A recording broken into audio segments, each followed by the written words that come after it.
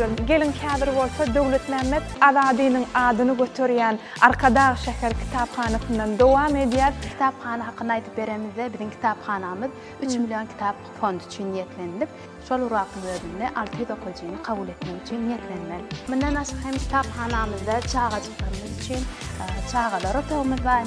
Ne berde olsa kitap müzeyimiz var. Observatoriya hizmetimiz bilen gençlerini tanıştırmak için Sağlık Teknologiyalar ve Howpsuzlyk bölümümizin müdiri Kerim. Arkadaş şäherimizde döredilen uly mümkinçilikleriň biri kitaphanamyzda teleskop enzamyny oturdulmagy. Şu teleskop enzamy arkaly gejäniň garaňky wagtynda gümmelleriň açylmagy we şol teleskop enzamy arkaly bir okuyjylara, astronawtlara, ýyldızlaryň, planetalaryň, galaktikaryň hereketini öwrenmek üçin bir uly mümkinçilik döredilen.